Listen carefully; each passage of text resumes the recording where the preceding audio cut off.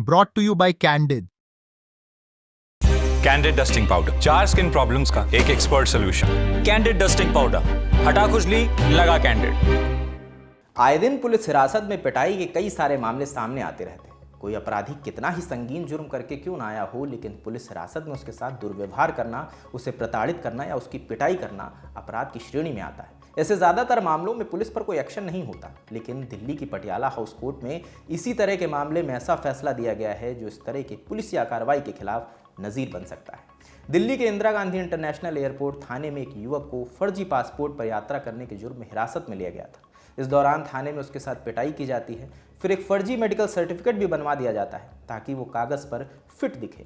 इसके बाद पुलिस उसे कोर्ट में पेश कर 10 दिनों की रिमांड की मांग करती है, लेकिन पेशी के दौरान युवक ने जज के सामने अपने साथ हुई मारपीट की घटना का जिक्र किया। फिर जज ने अपने पर्सनल केबिन में उसे बुलाकर उससे बातचीत की, फिर उसके सारे जख्मों को देखा और मामला सामने आया है।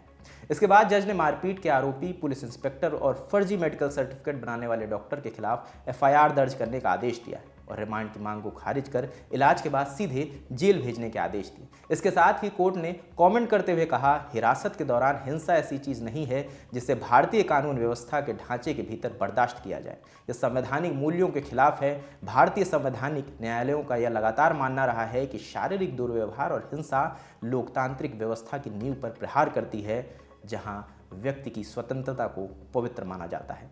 कोर्ट ने इस मामले को ह्यूमन राइट्स का गंभीर उल्लंघन मानते हुए इस तरह की घटनाओं पर सख्त कानूनी कार्रवाई जरूरी मानी है। अब आपको पूरा मामला बता देते हैं। बीते दिनों गुजरात निवासी निशित कुमार राजेंद्र भाई पटेल को दिल्ली एयरपोर्ट से हिरासत में लेकर एयरपोर्ट थाने में लाया गया था।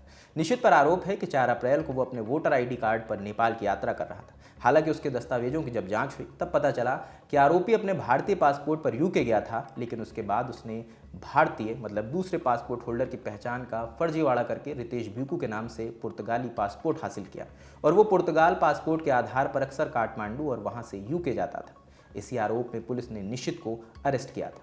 आरोप है कि इसी जांच पड़ताल के दौरान उसके साथ मारपीट की गई और मारपीट करने का आरोप लगा एयरपोर्ट थाने के इंस्पेक्टर सुमित यादव पर।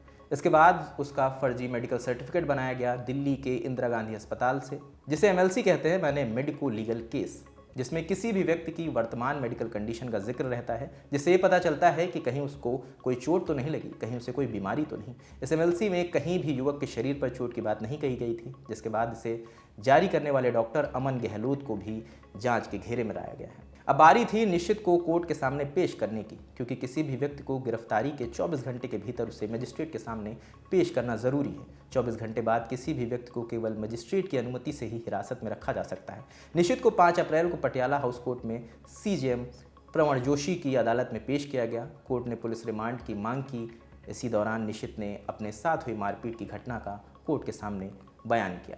इसके बाद जज साहब ने उसे अपने पर्सनल केबिन में बुलाया, उसकी चोटों का जायज़ा किया। इसके बाद पुलिस और मेडिकल रिपोर्ट बनाने वाले डॉक्टर की सच्चाई सामने आई।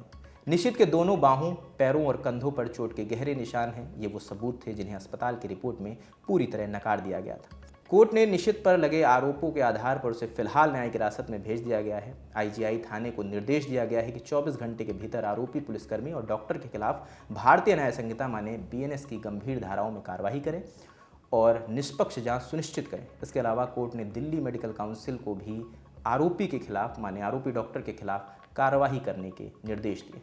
वही मामले की सुनवाई के दौरान जेल अधिकारियों से आरोपी निशित पटेल की मेडिकल रिपोर्ट भी मंगवाई गई थी, लेकिन वो अदालत तक नहीं पहुंची। एक अलग आदेश में अदालत ने एसएचओ पीएस तिलकमार को घटना की जांच करने के निर्देश दिए हैं ताकि ये पता लग सके कि मेडिकल रिपोर्ट रास्ते में कैसे खो गई।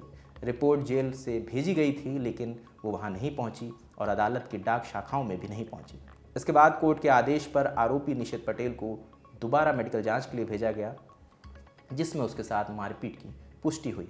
इस मामले पर आप क्या सोचते हैं, कमेंट सेक्शन में ज़रूर बताएं। इस खबर को लिखा है हमारे साथी शुभम ने। मेरा नाम रजत है, कैमरे के पीछे मुकेश हैं। देखते रहिए ललन टॉप। शुक्रिया।